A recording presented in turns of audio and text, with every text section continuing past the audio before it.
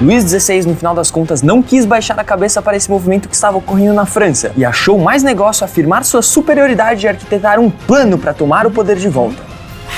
Analisando os possíveis desdobramentos daquele negócio, o rei e seus conselheiros acharam melhor utilizar o apoio da Áustria na questão. O plano era o seguinte: uma fuga secreta da família real e seus parasitas para fora do território francês. Aí, o gênio iria receber ajuda do exército austríaco para invadir o seu próprio país e matar os revolucionários. Mas adivinha só o que aconteceu? Ele foi capturado a 20 km da fronteira francesa. Porém, houve uma reação da alta burguesia para encobrir o fato, dizendo que na real ele tinha sido sequestrado. Fato que não foi engolido pela parte da população com ideais republicanos. Logo depois desse episódio foi promulgada a Constituição de 1791, a primeira Constituição escrita da França, consolidando assim a supremacia da alta burguesia.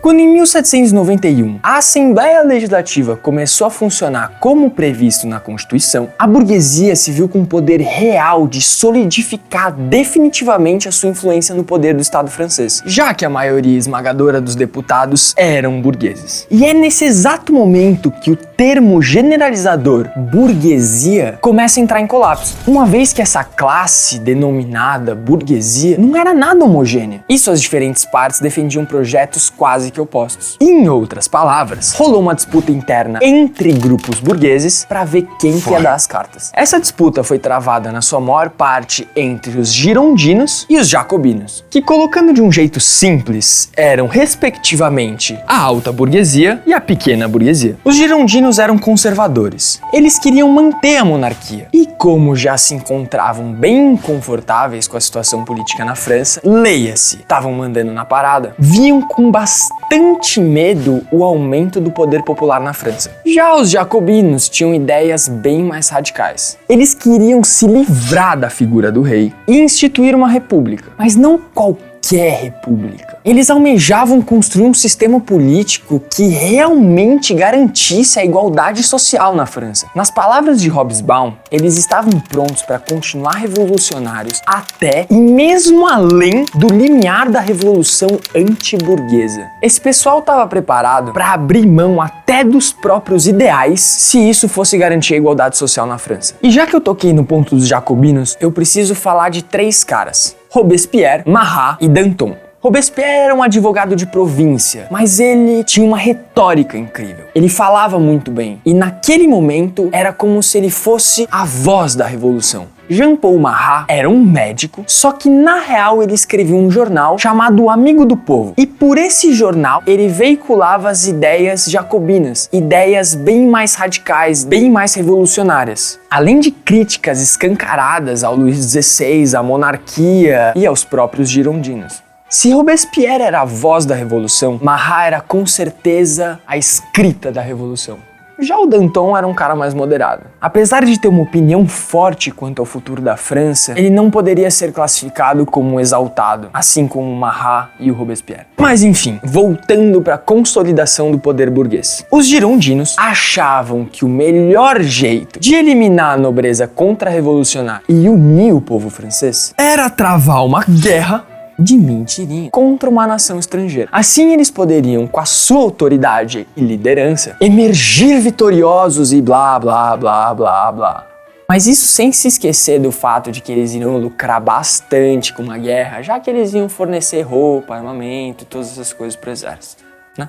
Opondo-se aos girondinos, os jacobinos defendiam que, primeiro, eles tinham que vaporizar a nobreza dentro da França e só depois eles iriam partir para a treta com os restos dos nobres na Europa. E nesse toma lá da cá, tinha o rei e a nobreza da França, que estavam muito fracos politicamente e moralmente para tomar o seu poder de volta. E por isso acreditavam que só uma intervenção estrangeira poderia consertar as coisas a seu favor. E olha só que coisa! O rei e os girondinos, mais uma vez, estavam pensando muito parecido. E não à toa o rei, em 20 de abril de 1792, declarou guerra à Áustria, que logo se juntou com a Prússia. Acontece que os girondinos não viram muito bem essa chegando e mandaram mal, e não conseguiram dar cabo do exército austro-prussiano, que secretamente tinha Luís XVI como seu aliado interno na França.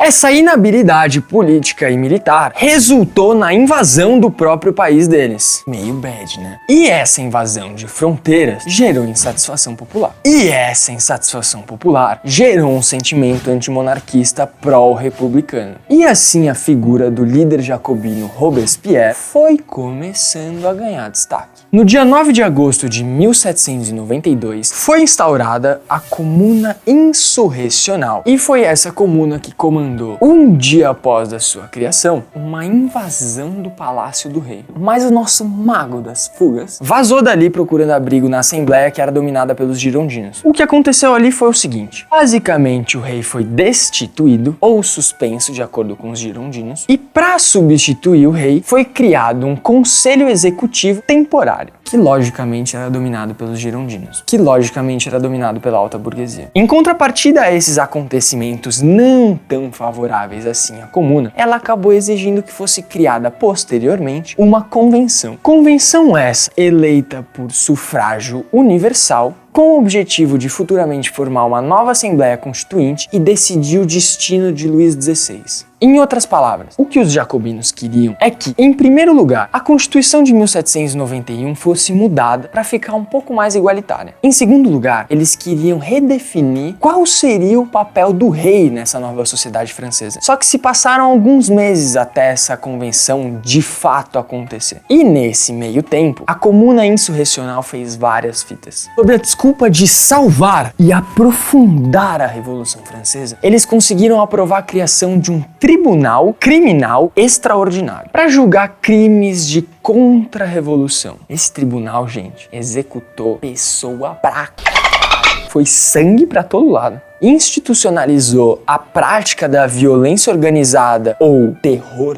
para conter as legiões de traidores ocultos dentro das paredes francesas.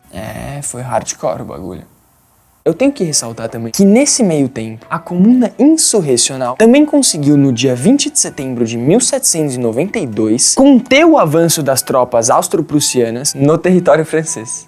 E olha que esse fato foi alcançado apenas com batalhões de soldados voluntários. Não era nem um exército profissional, eram soldados voluntários. E olha que o exército da Prússia era bem nóia. Mas voltando para a convenção, no dia 21 de setembro de 1792, 749 deputados se reuniram ineditamente para discutir que ia acontecer naquele inferno político. Só que o que ninguém que participou daquela reunião sequer imaginava é que o lugar que cada um daqueles grupos ocupou na sala de conferência ia acabar virando vocabulário político de referência até os dias de hoje. Saca só, os girondinos se sentaram à direita da sala. Os jacobinos se sentaram à esquerda da sala, numa parte mais elevada. E daí que vem o nome montanhês. Se você algum dia escutar o Partido dos Montanheses, ou os Montanheses, ou alguma coisa assim, agora você já sabe que eram os jacobinos. E o pessoal mais oscilante, assim, mais indefinido, das ideias, tudo mais, acabou se sentando no centro.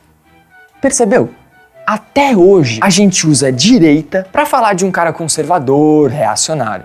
A gente usa esquerda para nomear pessoas radicais, revolucionárias. E centro para falar de quem fica em cima do muro.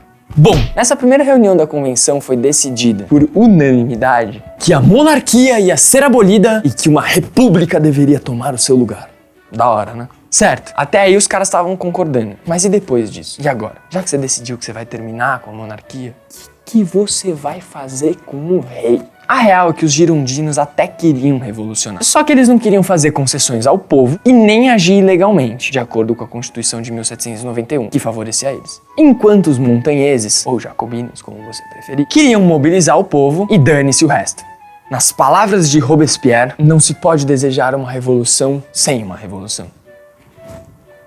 Tipo, se você parar pra pensar, até agora, quase tudo que eles fizeram antes da Constituição de 1791 e até várias coisas depois disso eram ilegais. Tomar a Bastilha foi ilegal. Ir atrás do rei era uma coisa ilegal. Não dá pra fazer um omelete sem quebrar alguns ovos. Os montanheses queriam subverter a porra toda. E pra isso, eles identificaram que matar o rei seria crucial no processo de transformação da sociedade francesa. A opinião moderada dos girondinos de manter a cabeça do rei era vista pelos radicais como uma afronta à revolução. Robespierre acusava a Gironda de querer constituir uma república apenas para si mesmos, de administrar uma parada só para os ricos. Só que fazer o quê? A situação estava meio empatada. Enquanto os jacobinos queriam a cabeça do rei, os girondinos queriam manter a cabeça do rei. Mas acontece que em 20 de novembro de 1792 foi descoberto um cofre secreto do rei. E nesse cofre do Luís XVI tinham várias evidências de acordos conspiratórios com nações inimigas. Aí a situação começou a ficar complicada pro lado do Luís XVI, porque... Em 11 de dezembro de 1792, Luís XVI foi a julgamento e depois de passar por um processo criminal, foi julgado culpado de crime por traição à pátria, sendo executado no dia 21 de janeiro de 1793. Cabe dizer aqui que não foi a primeira vez que um rei foi decapitado em praça pública. Carlos I da Inglaterra já havia passado pelo mesmo trauma anos antes, durante a Revolução Gloriosa. Mais precisamente, em 30 de janeiro de 1649. Mas apesar de não ter sido a primeira, com certeza foi a mais impactante. Só que se você quiser saber como a França entrou em guerra com metade do mundo, se inscreve! Valeu, galera. Os caras não conseguiram dar cabo do exército. Os caras não conseguiram dar cabo do exército. Mano, austro-prussiano é muito f*** de falar. Os caras não conseguiram dar cabo do exército austro-prussiano. Quem é? Quem é? Quem é? Desculpa.